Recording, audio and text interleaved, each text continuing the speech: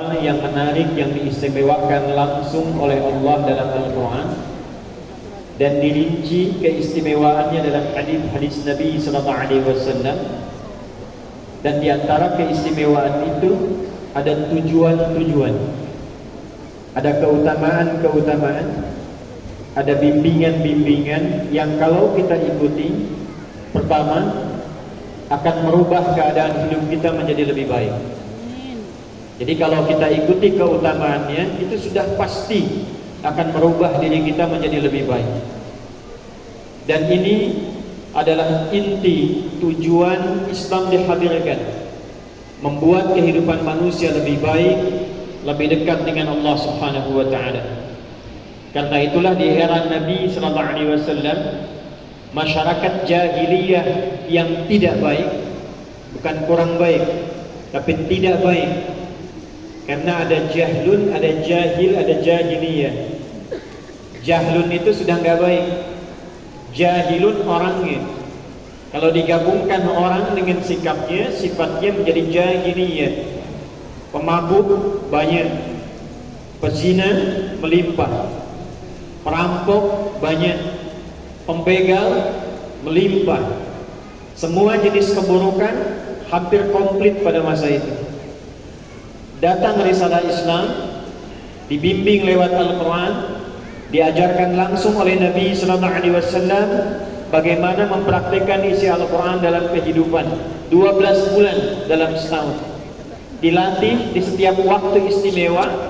Lalu latihan itu mampu merubah masyarakatnya dari jahiliyah menjadi masyarakat yang berkepribadian terbaik di masanya, dan diabadikan di Quran dengan turunnya surah ketiga Ali Imran di ayat yang ke-110.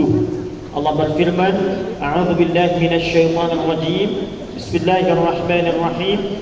Kuntum khayra ummatin ukhrijat linnas. Kalian adalah umat terbaik di antara sekian manusia yang pernah hidup dan beraktivitas di bumi. Di antara sekian manusia yang pernah hidup dan beraktivitas di bumi, kalian adalah umat terbaik. Padahal dasarnya umat terburuk, umat jahiliyah. Tapi dengan mengikuti tuntunan Al-Quran, mengikuti bimbingan Rasulullah, merubah keadaan itu menjadi umat terbaik yang pernah beraktivitas di bumi. Dan kurikulum dari Nabi itu diwariskan kemudian pada generasi setelahnya sampai dengan ke kita. Quran yang diajarkan kepada umat Rasulullah di awal masa bernama sahabat itu, Quran yang sama yang sekarang kita baca, Quran yang sama yang sekarang kita pelajari.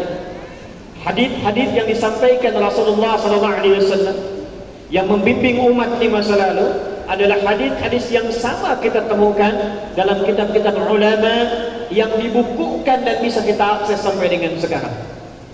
Jadi kalau orang dulu pernah menjadi baik, dan bukan hanya baik, tapi ketika masyarakatnya baik, kotanya ikut maju.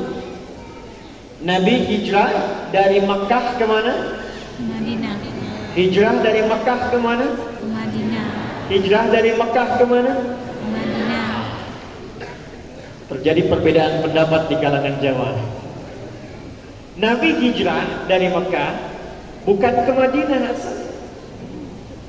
Bukan ke Madinah. Hijrahnya ke Yathrib.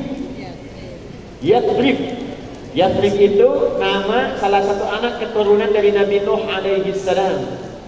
Ketika kapalnya sudah merapat, badainya sudah reda, menyebar keturunannya. Di antara anak beliau, keturunan beliau itu ada yang bernama Yathrib nanti, kemudian singgah di satu tempat masih kosong. Maka tempat itu dinamai dengan orang yang pertama singgah padanya. Maka dikenallah wilayahnya dengan nama Yathrib. Nanti jarak Nabi Muhammad SAW ke Nabi Nuh AS itu banyak sekali. Ada rentang sampai 40 generasi kurang lebih. Muhammad SAW bin Abdullah bin Abdul Muttalib bin Hashim bin Abdul Manaf bin Qusay bin Murrah bin Kilab bin Ka'ab bin Ghalib bin Fihir. bin Malik bin Nadar bin Kinana bin Khuzaimah bin Mudrikah bin Ilyas bin Nizar bin Mudar bin Ma'ad bin Adnan bin Addi bin Adli bin Muqawwam bin Nabur bin Tarikh bin Ya'rub bin Yasjub bin Nabit bin Ismail alaihi salam bin Ibrahim alaihi salam bin Azar atau bin Nabur bin Abid bin Kinan bin Al-Fakhshad bin Sam bin Nuh alaihi salam bin Mihlail bin Syara bin Kinan bin Anwas bin Adam alaihi salam. Coba ulang ya.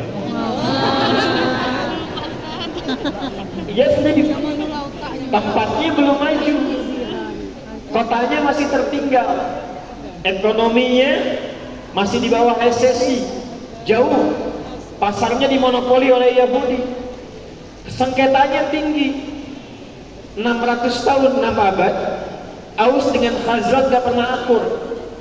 Kalau ada yang luka di Aus, Khazraj mesti luka. Kalau meninggal di Aus, Khazraj mesti meninggal. Konflik dua kubu besar, nggak pernah selesai. Datang Nabi Sallallahu Alaihi Wasallam menerangkan isi Al-Quran, menyampaikan bimbingan lewat hadis, melewati hari demi hari, masa demi masa, 10 tahun periode kepemimpinan Nabi, berhasil bahkan hanya dalam 2 tahun merubah dari keadaan yang tadinya tertinggal, ekonominya jauh ke belakang, konflik sosialnya tinggi. Yang pertama terjadi cuma Nabi datang langsung akur. Akha bainal muhajirin wal ansar, akha bainal aus wal khazraj. Hal pertama yang Nabi lakukan persaudarakan. Jadi Pak Wali bisa melihat nih, ya, kalau kotanya ingin maju, berkah, ekonominya berputar tinggi, pengetahuannya tinggi, yang pertama dilakukan persatukan warganya, satukan, kompakkan, sinergikan. Setelah itu bangun pusat kontrol supaya warga datang, kalau ingin mengadu tahu tempatnya, kalau ingin cerita tahu tempatnya, kalau punya keluh kesah tahu tempatnya, kalau ingin memohon kepada Rabbnya tahu tempatnya. Maka tidak ada tempat yang bisa mengakomodasi semua kepentingan itu, mendekat kepada Allah, menampakkan media sosial, tempat untuk mengadu, tempat untuk bermuamalah dalam konteks kebaikan, dan tempat untuk mendapatkan solusi kecuali masjid.